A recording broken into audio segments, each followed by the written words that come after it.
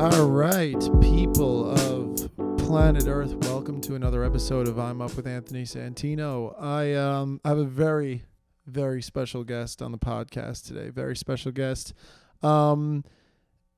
It's me. It's a solo episode. That is definitely so disappointing. If you tune into this, if you care at all, whether it's your first time or your 100th time, this is episode 10, so it's your 10th time tops. Look, that might be disappointing, and granted, I'm disappointed too. I try to get a bunch of people on, but it's like you can only do so much. I had someone cancel on Saturday, and I'm busy. I've got shows going on. I'm teaching tennis in the morning. I wake up at 6 a.m., and I'm lucky. I was about to make a joke like I have to wake up to teach people, but everybody I teach is very cool. It's been a good work-life balance. I was able to, it's Monday night, I'm recording right now. I woke up today at 6:15 just to give myself time padding. I didn't have to start teaching till 9:30 a.m. out on Long Island, out on the island. You know how it is. But, my foot, there it is. You might have caught a toe in the frame if you're watching on the video. But yeah, Monday is one of my longer days of teaching. I try to get the podcast out by Tuesday. So yeah, I want to stick with consistency because, I've been motivated since I started doing stand up. It's 2 years now. I've been feeling extra motivated in my life because of that. But yeah, I like this project, this podcast. I don't think, just honestly speaking, it's not the most special thing I do, but it has definitely added to my life in a positive way. I am trying to generate some content from it or whatever, and that's a very superficial answer, but it's the truth. But also, I really and truly have been enjoying my discussions with people. Been having comics on, I had Max Fine last week, and just some other people who I know and I like and I care about, but you just don't get to see people a lot. We're busy. I I live in New York City. I'm from New York and I do stand-up comedy in New York.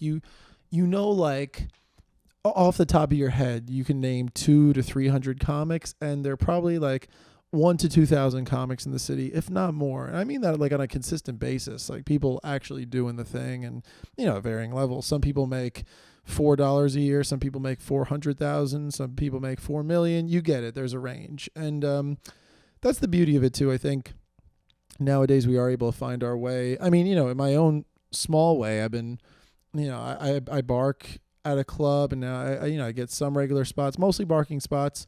And I'm grateful to have the spots. Barking meaning you sell tickets on the street and stuff. But the place I do it at, they're very fair. It's a good deal, and there's no weird quota system. You go out, you give it your best. Usually we produce and we help the club get people out to the shows. Last night, let me just say, last night I had a show in Midtown at the Grizzly Pear. Let's just say the Grizzly Pear. Excellent comedy club. I was in the Midtown location, which is only about a year old. And, I think they're finding something there. First year, it's a beautiful place. Great people run it. Great people work there. Like anything in New York comedy, you have ups and downs. Some shows sell out. Some shows it's hard to get people out. But I think they're starting to hit a stride too, it seems there. So, listen, I know nothing about the business side. I know some of it, but I don't know all of it. I don't even scratch the surface of what the ins and outs of running a comedy club in New York City go for. I know how to put on a show. Other than that, I don't know. I don't owe money to anybody besides all of the camera equipment I'm paying off. By the way, first let me finish up with the show. Had a show last night, Sunday night, Midtown Manhattan, the Grizzly Pear, Grizzly Pear's Midtown, Times Square, whatever you want to call it, location. I started off, I was eating dinner before I had to go sell tickets at the bar, eating a burrito, Chipotle chicken burrito. Highly recommend, go get it. 3 women from Canada walked in. And so they're polite. They're Canadian. They walked in. They're polite. And they were like, yeah, we heard there's a comedy show, Hockey Maple Syrup, yeah. And I was like, oh, ladies, you seem all lovely and sweet and nice. Can you be my babysitter? Just kidding. I don't have a kid and I'm not a kid. would you guys like to go to the show? And they're like, yeah, we're here. We're interested. We want to go to a comedy show. Yeah, please and thank you. Yeah, Justin Trudeau. Yeah, hockey, maple syrup. Yeah. And so I said, hey, come to the show. You could buy tickets for me, even though I have a mouthful of Chipotle chicken and rice and beans and, crema. Sí, vamos a el show. And they said, oh, yeah. They're the neighbors to the north. Mexico's the neighbors to the south. They speak Spanish in Mexico. But besides the point, these 3 ladies bought tickets for me before my shift even started. So that was great. So we were off to a hot start.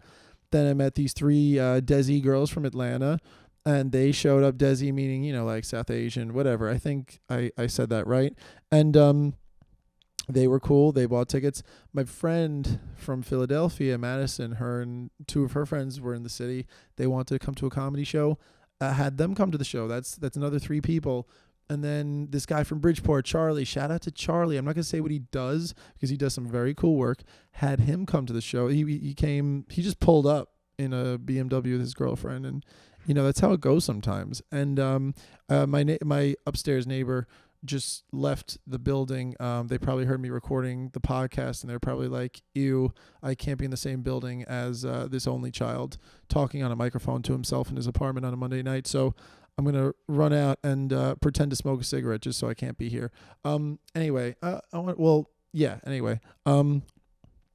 not in my head at all. This show was incredible last night. I had a really fun time. It was one of those, you could say show is magical or whatever. I didn't have like a magical performance last night, but I had a really good one. Really, dude, let me just say, like, stand-up comedy is literally the best thing that's happened to me in my life. I mean, shout out to my parents. I'm just kidding. Like, they're great. My parents supported me and have given me so much love and stuff. But as far as like personal growth and improvement and knowing what my purpose in this world is, like, stand-up, I'm not saying it's just stand-up, but like stand-up has given me like a real vessel to like be aware of myself and, channel my creativity. And, I was always worried about like, what's worth my effort? Throughout my life, I've wondered like, what is worth my effort? What do I put my effort into? And is it a waste of time? Is this pursuit? Is this job a waste of time or whatever? When it came to stand-up, it's never felt like a waste of time. Not once. Even on a bad night, which I have very few of those because I'm a virtuoso genius. But kidding, am I? Yeah, a little bit. I'm kidding. I'm kidding. I don't kill all the time. I do very well. But stand-up's the best. By the way, at open mics, if you see me at an open mic, I'm probably not doing great because I'm always doing newer stuff. And once like more than 3 comics are in the room, I like crumble. But actually not true. I mean, if it's at a regular show, the thing is this, a regular comedy show is great because the audience is there to have fun. So I feel like, all right, listen, they want to have fun. As long as I try to have fun, I'm going to be good at least most of the time. And I feel very confident with that. Open mics, I feign confidence, but I really just being in the room with comics who are in their cell phones or their notepad.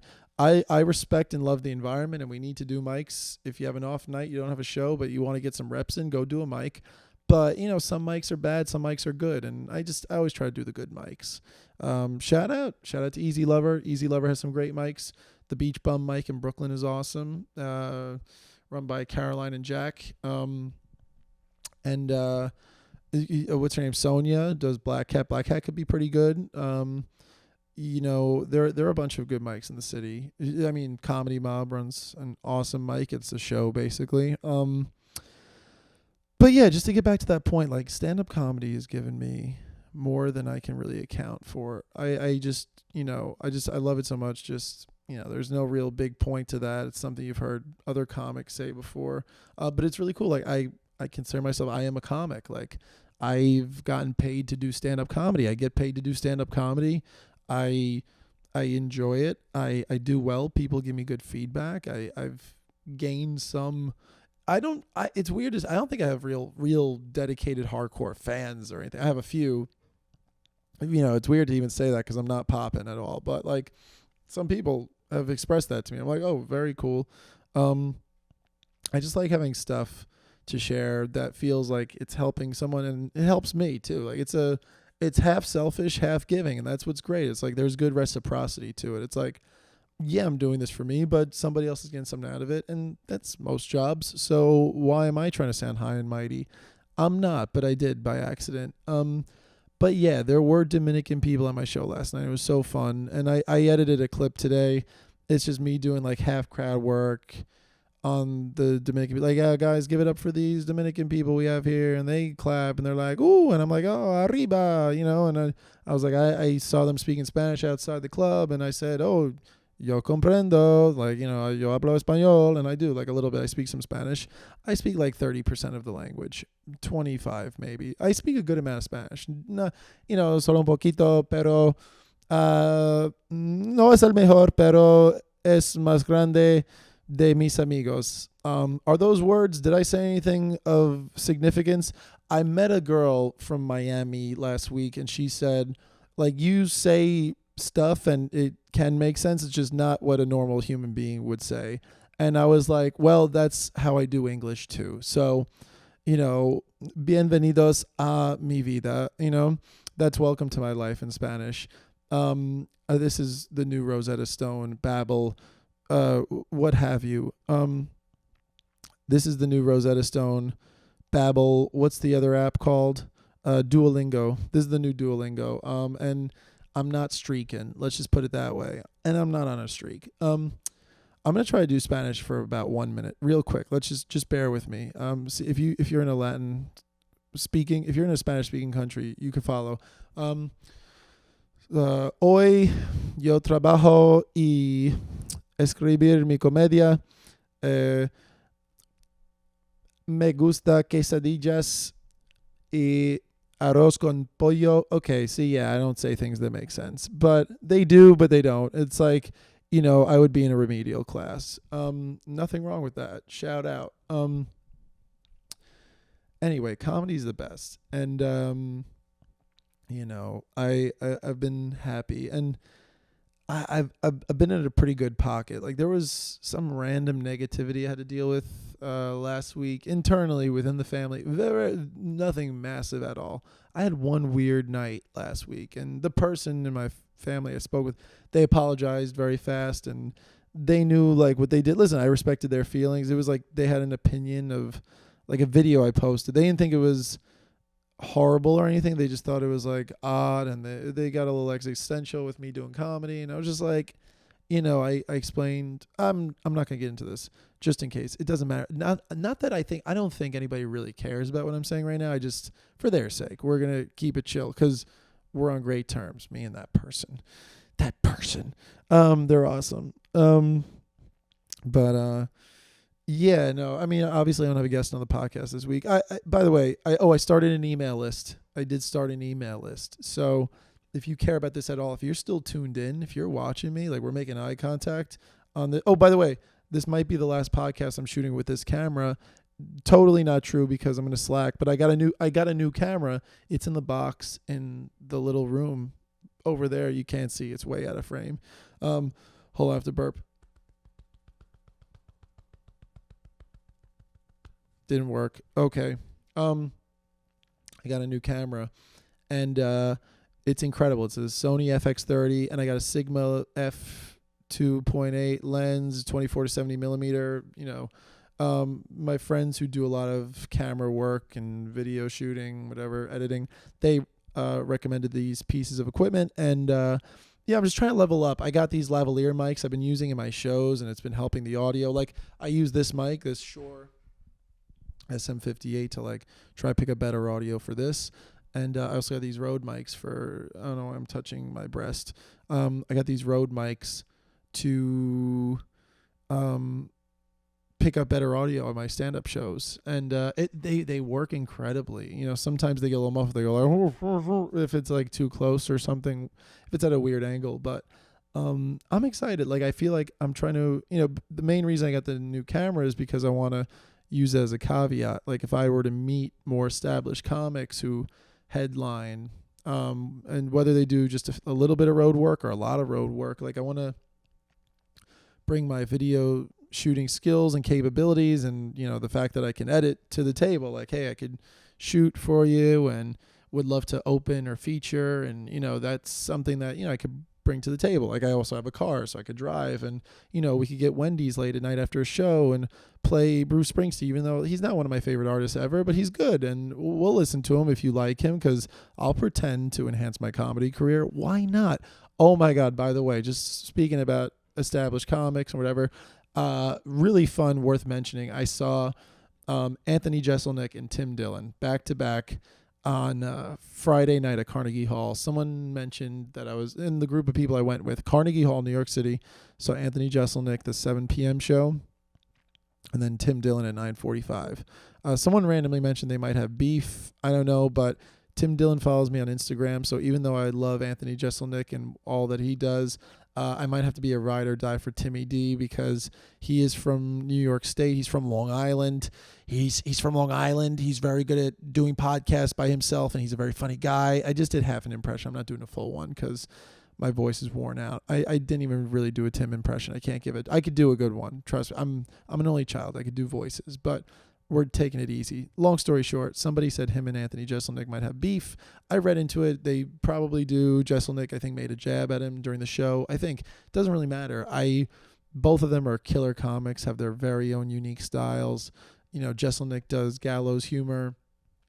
Dillon makes like a lot of like socio-political jokes and like just gets the root of things very quickly, fast. He's like very playfully dismissive about serious topics in a great way. He's just so funny. I mean, incredible stuff these guys bring to the table, and it was cool. We had seats up in one of the balconies for Jeselnik. Carnegie Hall is like, what was cool about it was you're used to going to like a venue, any kind of theater or whatever.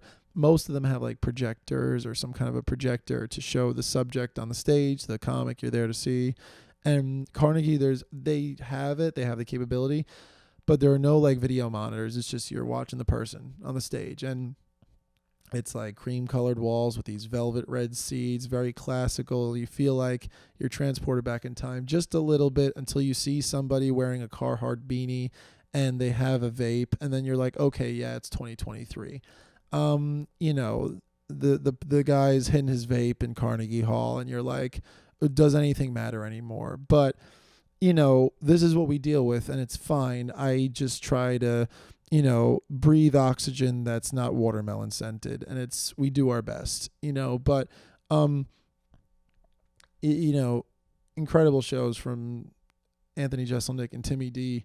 I really enjoyed it a lot, and it was a special night. I knew on purpose, like I try to go to like shows by bigger comics. Like I bought tickets to see Andrew Schulz in May. He's killing it. He's from New York. I'm from New York. I take a lot of pride in that, and I think he's hilarious. And I met him in person about a month ago when I was selling tickets on the street, and he was just very kind. He was like, yo, I used to do what you do, bro. And I was like, yeah, word, son. I'm kidding. Andrew Schulz is white, and he talks like a black guy a little, and it's fun. Listen, I played basketball growing up. I do a little what's up. I do a little bit of that. But we've been getting racial, by the way. Not crazy, just like, little Salt Bay raciality, just joking. I hang out with comics, and it's not all racist. It's just like we're talking. Okay, I use the word racist. I'm going to get flagged. I can barely speak right now, but I have good energy. Like, I have really good energy. Now I'm talking like this girl I met about a year ago. Not my ex-girlfriend. She's great. Some random girl that I hung out with one time, and she just talked a lot and very fast. And I guess that's most of them. But she, like, I could talk fast, and she was just doing it a lot. And I was like, oh, I got to pick up the pace, Seabiscuit, Anyway, I'm going to try to slow down. It's weird doing a solo episode, but it's all good. I'm having fun. And just having fun in general. I mentioned it before, and I kind of got off on a tangent. Did start a comedy email list.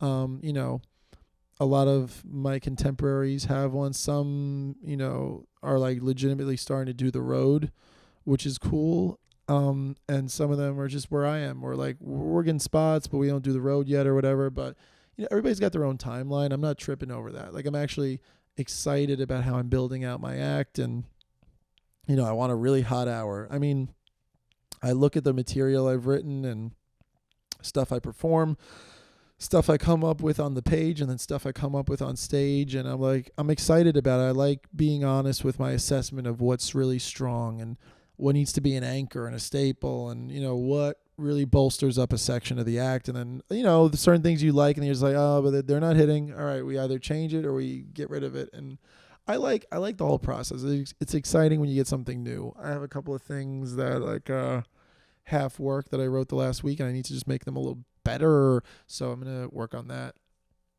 But yeah, I'm gonna hold. I listen to History Hyenas, and it's a defunct podcast now. But Chris DiStefano was saying to Giannis, he's like, "Cause you're holding the mic like a ciggy, like a cigarette," and it's because he, I guess Yanni was smoking for a while and tried to stop you, go on and off, whatever. Anyway, I think they unfollowed each other on Instagram. And why do I know these things? Because I have too much time on my hands. I actually don't. It's just my free time I spend on Instagram, like a little too much. So maybe I should stop doing that. Okay, here's the deal. I'm at about 20 minutes, a little bit over 20 minutes of the podcast. I'm fading hard, and I had other fun stuff I could talk about, but I didn't write a rundown on a piece of paper like I should have, but it doesn't matter because reality is a suggestion, as they say on History Hyenas. I'm talking lower and lower. I'm starting to become Tony Mumbles. What I do want to say, just to close this thank you so much. If you watch this, if you listen to this, or if you, consume any of my comedy, like if it's food for your soul, like it's food for my soul whatsoever in any capacity, if it's giving you a chuckle, a laugh, a good feeling, thank you for caring, because this is one of the few things in the world I care about so much. And yeah. I feel really good about where I can take this, and I know it's going to be special. I know it's going to be really special. I'm excited. Every night I get to do comedy. I mean, there are some nights I just sell tickets just to get a spot on another night, and I love that. I don't even see that. There's no denigration to that. There's no I work with pretty good people. I'm blessed and fortunate and lucky in the place I've found in the world, and whatever roadblocks get in the way, I've been finding out more and more ways to deal with them. I'm just getting stronger mentally and physically as I'm older. Dude, I'm about to do 42 push-ups after this just for Jackie Robinson. We're breaking all kinds of barriers down. I'm white, so not a color barrier, but you get it. Okay, listen, let's not make it racial anymore. Thank you so much. Sincerely. Have a good week. I hope you're feeling good. I originally started this podcast to be kind of like a mental health podcast, comedy, mental health. And I think every day we're trying to fix that. So yeah, keep it up. You're great. You're going to be great. If you're not today, tomorrow you'll be better, and it's going to be good. All right. Bye.